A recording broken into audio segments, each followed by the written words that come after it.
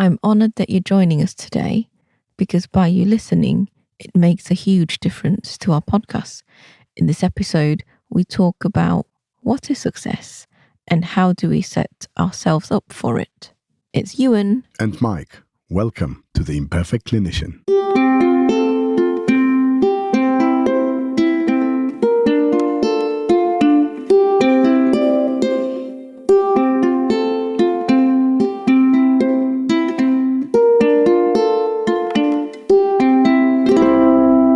How do we set ourselves for a success? And actually, what the success is? What do you reckon? I think before we even get there, it is, for me, I feel it's quite important to reflect on the tick box exercise that we have in our life. So let's say a medical student is working their way up to consultancy, nursing the same thing, same for pharmacists, either to consultant or chief pharmacist. Are we doing it because it's the only way up? Is there a lateral way upwards? Or will there be plenty of detours instead of a linear preset, everyone's doing it route? I mean, it's like similar in anybody else's life. Like, you get a car, tick. Get a house, tick. Find a partner, tick. Have a child or two or a dozen, whatever, how many you like. And it's tick box exercise. So how many do we do of those mindlessly? Because this is, I don't know, some sort of expectation, some sort of genetic predisposition to setting those goals. I wouldn't say it's genetic. I think for me, it's more, so I did all of the tick box that you've mentioned previously very mindlessly because it's a norm. I think it's more societal and familial expectations that because you see it all the time, people are talking about it all the time, that seeps into every part of me that I didn't question any of it until I had the awareness to start questioning. And for me, the first bit that I questioned was, why do you have to get married? And then my mum's reaction was, because you'll be happy. And I said, who said you can't be happy without getting married? And then she said, just trust me on that. And that was the end of the discussion. No discussion, yeah. So I'm curious whether you've done it previously. I mean, but we're saying it from a position from people who ticked a few boxes in their life, yeah? It's probably a different perspective from people who are just starting. There's whole big talk about younger generation not being able to, get on the housing ladder to start, having their own house and to progress in that way. There's, talk in other countries about social housing instead of, owning of the properties. Mm-hmm. There is all sorts of other concepts that appear here and there, and it makes us, now we're reflecting on what we have achieved, or what do you what success is. I guess everybody has their own definition of success, but it's surprising how everybody's definition of success, it's sort of similar to the society expectations, to the pressures, because there is this constant, pressure to succeed, to achieve something.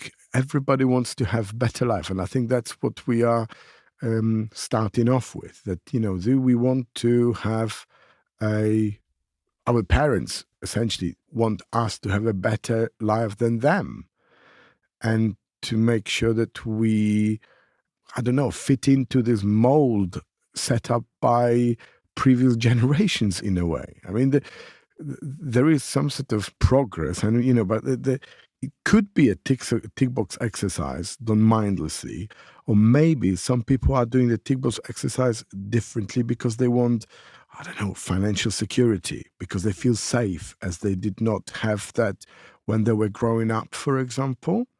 Or can you can you do the tick box exercise mindfully? What do you reckon?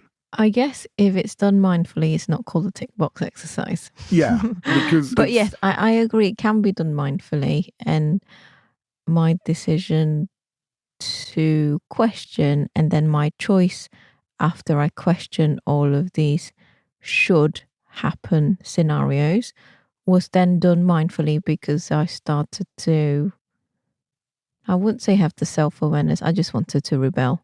I just wanted to question things that I disagree with just so that I feel I wanted a sense of control then. I think that's what triggered the questions. But when I kept asking those questions and I didn't get any clarity in the answers, then it allowed me to I was then it pivoted me, I guess, in the critical thinking because I was growing as a person.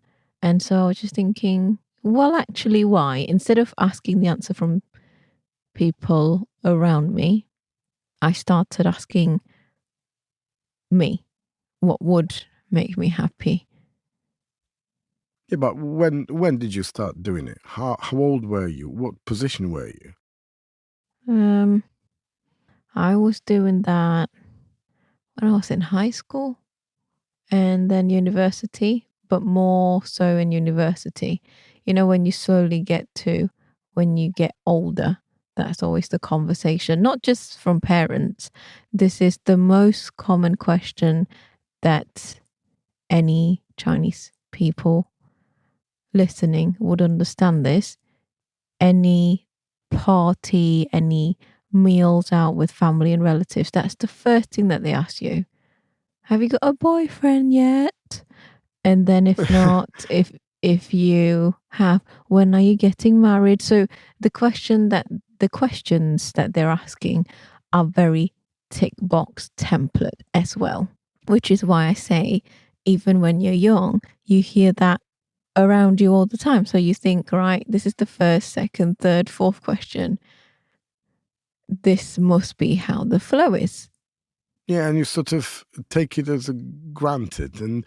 But is it because it's easy to follow that path, or is it because you sort of like jump in the river and then just go with it? You know, you follow the path that was set up by people many years ago, probably many generations ago. Do you just accept it as a part of life? I get that, you know, for us to move forward, we need to have children to sustain the species. Yeah, I get that, but we are, you know, thinking but we creatures. probably don't need to. We can always adopt. What I'm trying to say is having a child, whether it's biologically your child or adopting a child, it's, you know, it's not a one size fit all. Okay, But your question about, what was your question? I'm trying to think whether success is a matter of relative safety, whether you sort of want to provide yourself with some sort of framework. Sorry, it's come back. Okay. You say it's easier to go with the river. And I would say, yes, it's much easier to go with the crowd than to go against it. We had the physical experience of going against the crowd before when we were in a massive crowd of people, and how hard it is to go against the flow.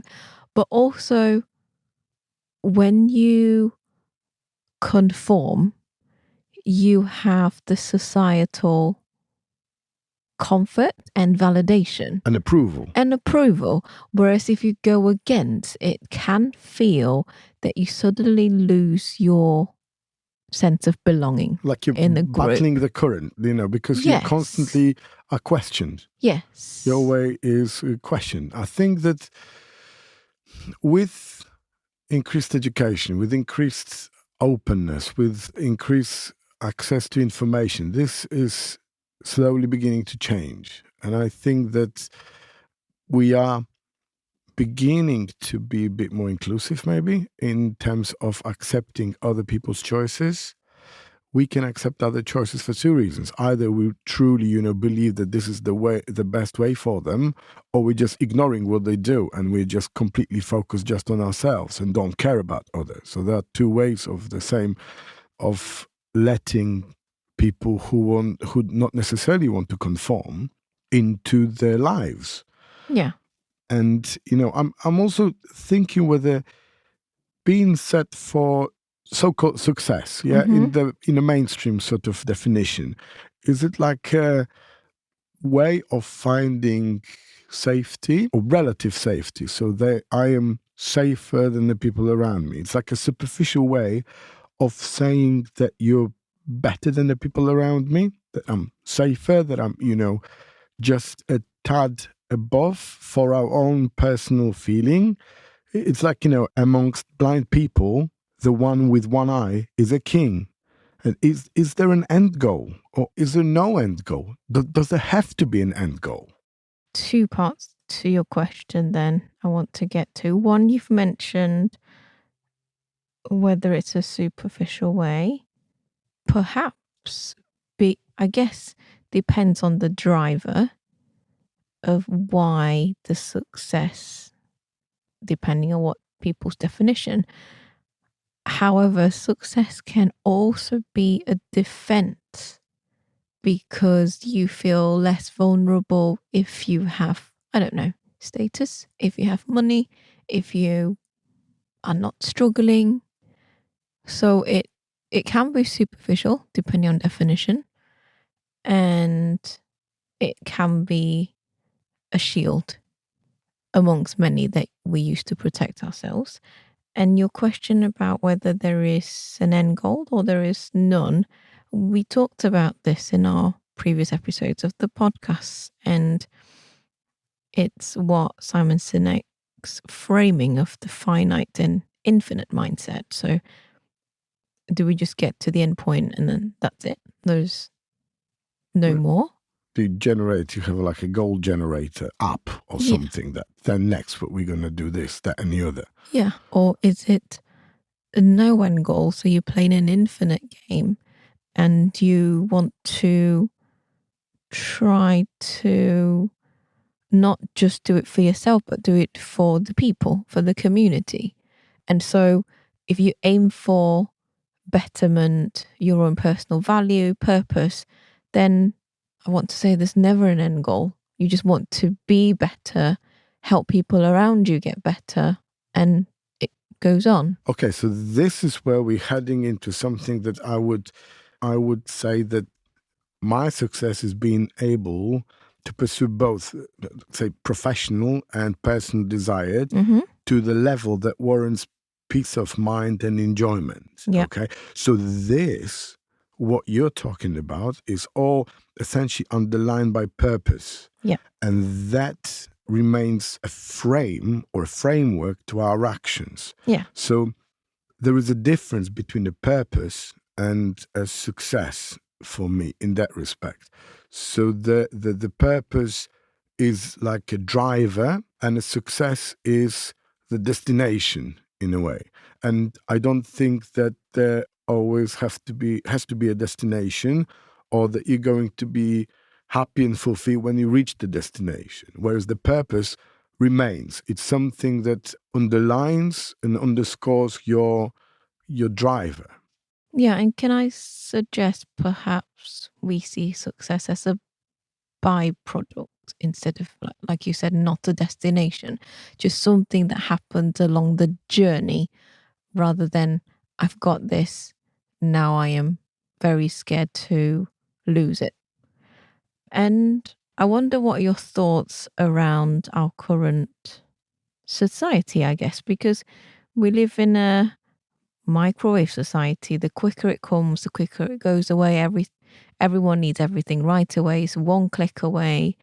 And the element of patience is draining, whether we see patients going into healthcare, whether we see consumer habits. There are some parallel pattern or similarities in the pattern.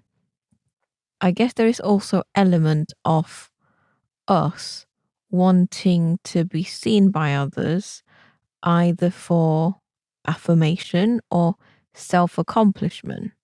So I guess it's some level of seeking external validation. Yeah, it is in society. I think that you are right that this is a microwave society. We expect things to get done quickly, and we are getting things quicker than generations before.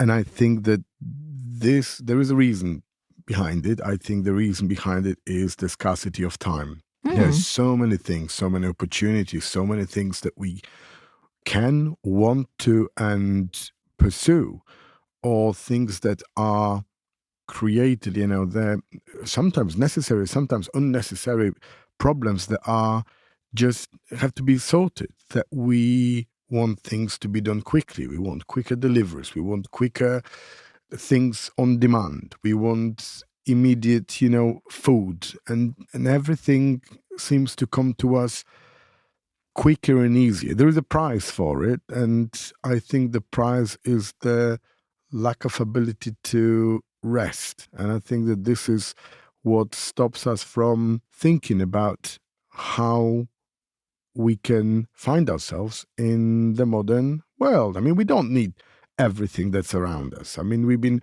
forced to the consumer world, and there is no way back. I'm quite realistic about it. You can't just shoot the place down and go to the mountains and live in a forest. Yeah, it's very, very difficult. So someone is going to tax you sooner or later. But what about, so what you've mentioned, so the first thing that came to my head was instant gratification. Because if you want something and you have to wait, you don't have that instant gratification. And I guess social media or the current state of affairs, that fuels instant gratification. There is also, I guess, a level of pain avoidance. So just like whether patients actually come in and they want a quick fix, a magic pill. Yeah, you hope that the tablet's going to fix all the problems. Yeah, but instead of sitting with the why and dealing with it long term, it's much easier to avoid the pain and just get something to solve the problem short term than to deal with it long term in a more holistic manner. Medication can be one of it, but not using it as a quick slap of plaster on the wound. You are absolutely right. I mean, when you look at things, let's say, I don't know, eczema is the end result of something that's going on in your body. Okay, you want cream to sort it out, you want a tablet to fix it, and you're not looking at the things that have been potentially contributing to it. Your lifestyle choices, I don't know, diet, rest, everything else. And not using emollients or moisturizing cream, so you're always using just the steroid to reduce the flare-up. Yeah, because you want things to go off quickly. It's like dealing with pain. There's another thing. And I think that sort of gets into where we're looking for this fulfillment of our desire, that it feels like we don't have time and we want everything now. We want to get this instant gratification. And I think that with regards to the external validation of the success, I don't think that it's always bad. I think that it can provide a necessary sort of audit from others, and it could be beneficial. But what we take from others depends on us. And I think we should be clever about what we take that could improve us and what is something that's going to distract us from where we're going.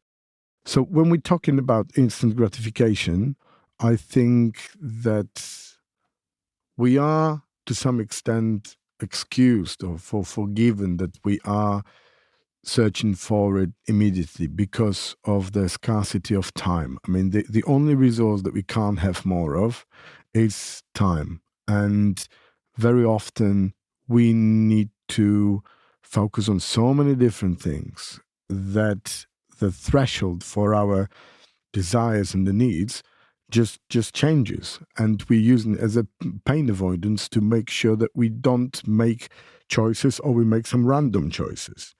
And I think that resilience to failure is very important, but also resilience to success. I think we were talking about it in one of the previous episodes. This is necessary to keep cool head and retain your purpose.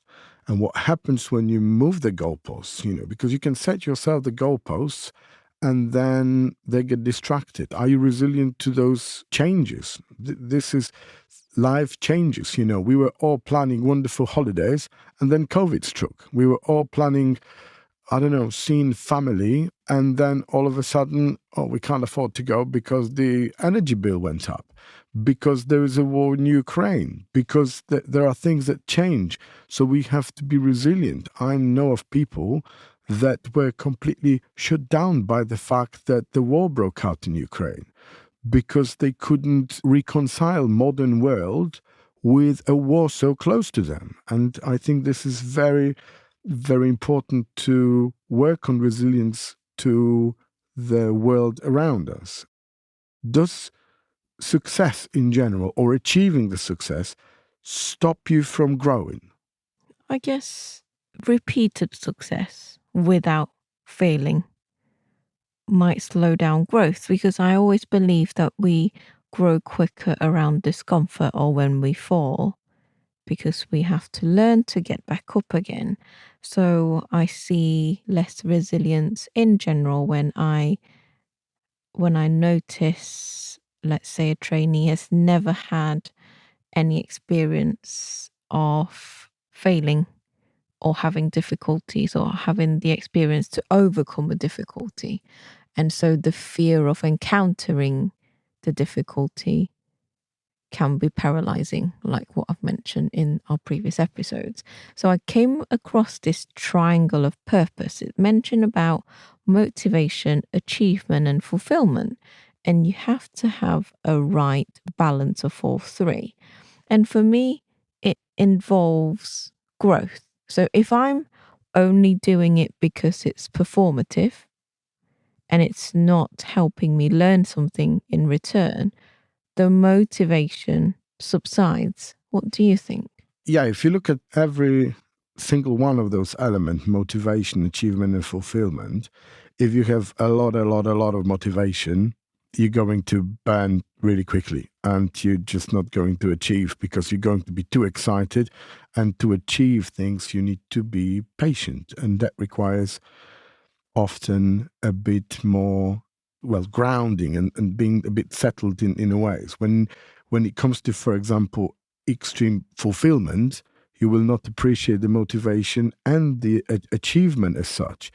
It's like winning a lottery. Okay, you fulfilled your, dreams that you're going to be rich, but then you're not prepared for it, and you're not going to potentially, if you're not resilient enough. And it's very hard to become all of a sudden resilient when you win a fortune, for example. When you haven't had the practice to do it previously. When you haven't had experience, practice, when you haven't been surrounded by, when you weren't even considering that, And it's the same with achievement. If you achieve something quickly, that may not mean that you are fulfilled, because achieving may lead to more, need to achieve, and you may not be grateful enough. You may not appreciate that sufficiently. And because you can achieve things very easily, your motivation can then suffer, and you may not grow. The achievement is the big leverage for you to grow, and there is a great opportunity, and you can get things out of all of those. You can grow with great motivation, with great achievement, fulfillment, but there has to be a balance, in my opinion. Yeah, and you've mentioned about scarcity earlier on, and I think at the end of the day, I have to keep check on whether my driver is a fear-driven, scarcity-driven, driven by other people's perception, or my own purpose and agenda. And I guess the easiest way to see is, for me, if it feels tiring and draining, I would slow down. I'll stop, reassess, reflect, and I might pivot in redefining success for me, because whatever that works for me will be different for Mike, and again will be different to you, the listener. Do you think we get every detail ready to say, I'm ready to bring it on? Or do we just dive in and convince ourselves, things are going to be good? So you, in a way, fake it till you make it, till you make it good. I've trial and error a few ways for myself, but I think for me, what works is I don't set up for what I want to do first, but how I want to feel for the day.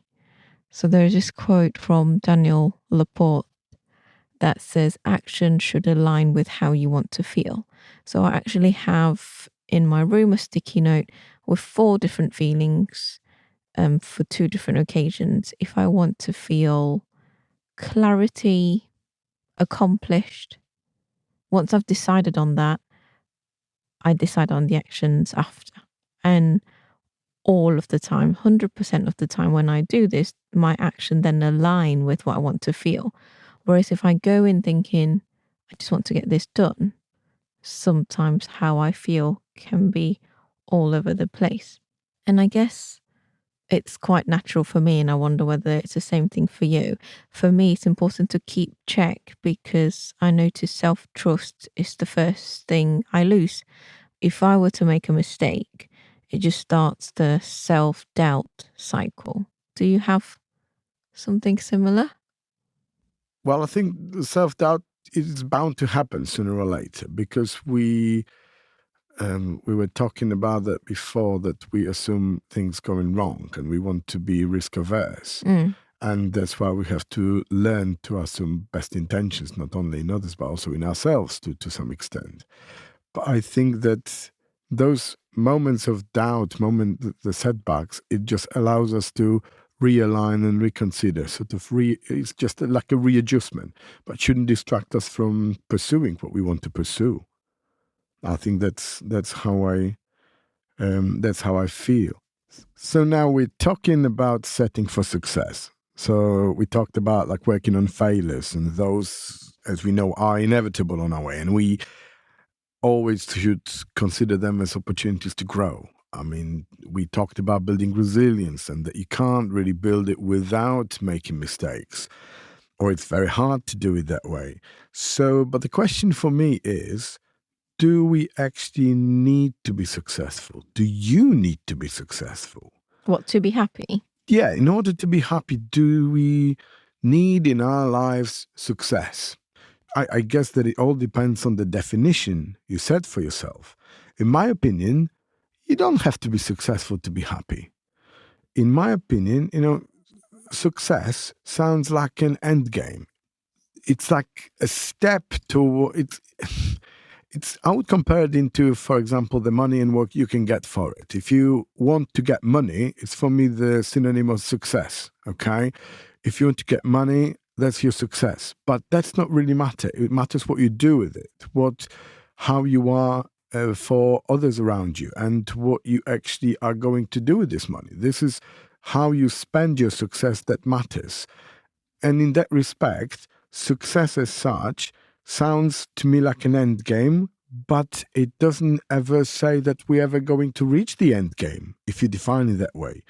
We might head towards, fulfillment and enjoyment, and we might as well enjoy the ride and stop worrying about being successful. We might just focus on those things around us that are within our control, and they can be happy, they can make us grateful and really appreciative of where we are. And I think that's why in your opinion, the answer is no, because that's your definition of success. Perhaps for somebody else, having success meaning they can have a roof over their head. It might mean that they found a partner in a relationship and they can both put in the work to keep it going. It might be adopting a child. It might be finally having the ability to buy a house for your parents or a holiday because they haven't been able to afford that. So I think it's so varied that if the definition of success comes out of love and service, then it is crucial for their happiness. All those things that you mentioned, consider others as well in it. And I think that this is crucial, that if you are considering personal success, that might not necessarily be something that you would want to, you would need to achieve to be happy. Yes, I agree that all those could be, that all depends on the definition. But for me, with my understanding of success, it's for me not the end of the road. Okay, I think that there is more to it. These are the things that you achieve along the way, and you can still enjoy the ride. Yeah, and I think how we perceive someone's success strongly affects our view of success. So perhaps setting for success is actually a talk about purpose and being prepared to face problems whilst we're trying to fight our battles. I agree. And were you talking about, providing a home for your parents? That's the purpose, is for safety, for security. And this is what I completely agree. But this is not entirely synonymous for me with success. Because that's your definition of success. I guess so. And for somebody else, having the financial success so that they can buy, send their parents away for a holiday and also go with them, that might be. So for me, in that case, what they are doing with the success matters most. So this is how you fulfill your purpose. Mm-hmm. Okay, so that's what I'm talking about when I mean the difference between the success and the purpose in your life. And I guess it sounds like we're disagreeing, but we actually agree with each other. Yeah, it just depends on how you look at things. But I think it's important, I think that's the great thing about us as people who discuss things, that we have got variety of opinions. And I'm not right. You're not right. Who is right? There are some rights and there are some wrongs. With what we're saying for somebody else. Somebody else might watch and say, "That's nothing to me because I completely, disagree. For me, a great success is to fly to the moon." Okay, and that's fair enough. And everybody has their own. We're not saying that anybody's road to success or their purpose is right or wrong. We're just wanting people to reflect on, and I want to reflect as well on where I'm standing on my purpose, where I'm standing on my future, and what is actually of true value to me. What about other forms of success, like successful parent? What is one of those? And who gets to decide that? I feel personally, as a parent, I feel like my role in raising my children is like a passenger in a car that sometimes says to the driver, which is the child with their life, have a look at that, avoid that, there's something rattling in the car.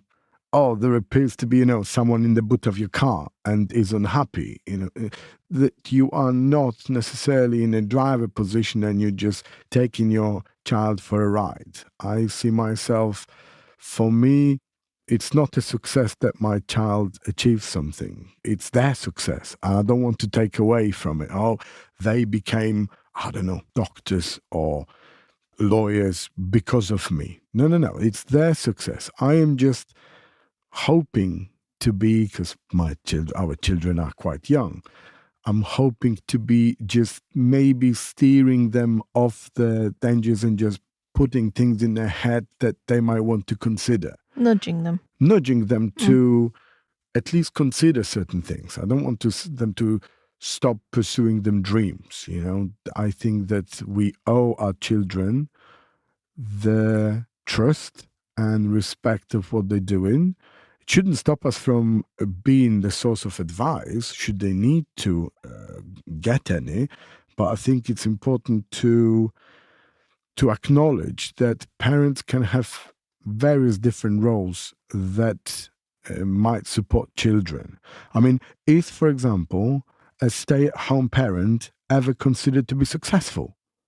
Because it's a absolutely stellar work that stay-at-home parents are doing, and there's a lot of commitment, and it often goes unnoticed, and it's very often dismissed by the society as not being, I don't know, productive or anything. You stay at home with the children for no pay and no pension. Do you know what I mean? That's just disastrous way of portraying certain things like that. That is a very fair point, because it can also be people who either don't have a choice for a variety of reasons, or it can be people who choose to be a stay-at-home parent and their life can be defined by that role, whether it's for 3 months or a year or even longer. And I think it's important for us to include those people too. So thank you for reminding me. I guess we need to attempt to be more open to the possibility that people are so different. And this is how we become more inclusive and empathetic. And less judgmental. Agreed. And that, in total, in my opinion, leads us to a collective growth for the benefit of others. When we are including others into our vision of the world, that makes us only richer by their experiences. And I think not all of us are geniuses, and not all of us can trailblaze, completely new ideas, or, I don't know, be lucky enough to achieve some form of commonly understood success or fame. So there is an African proverb that says, you want to go fast, go alone. You want to go far, go with others. I love that quote, because that shows the strength of collective learning as well. And I guess when we talk about success, the comparison and the sense of inferiority needs to be addressed, because it's a practice, especially when I have heard it all my life growing up, and then I'm now unlearning it by practicing not to do it to myself nor to the children. And it changes how I speak to myself internally and how I practice speaking with the kids in my head first, and then actually verbalizing it for later. Because when we talk about the success and then how we perceive other people's success, I think comparison always comes into play. But the doubt of what if I'm not good enough still creeps up, especially when you're seeing glossy example on social media when people are portraying the best part of life. I guess in line with society's version of success. Or if I hear from parents or relatives saying, oh, have you heard about so and so?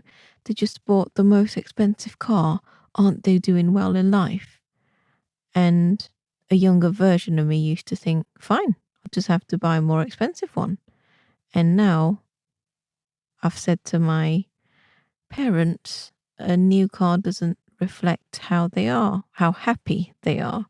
If they are, then it's great. But I'm not measuring my success nor my happiness with your yardstick. Yeah, and it could be a driving force to success for success as well. But when does it align with our own purpose. I keep coming back to the purpose because I think it's quite an important part of life for me that probably gets mentioned not frequently enough. Mm-hmm. And I think there's one more thing that we need to definitely put into this context. There is a very big role of luck in success.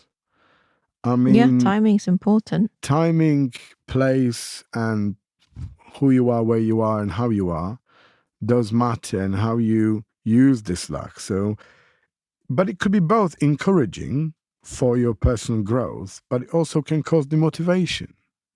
You achieve a success and then you settle on that, and you live off this success till the end of your life, and you live in a former glory. It doesn't make you richer in a way. But I think you need to help luck a bit, in my opinion. It's just you can't win the lottery without buying a ticket.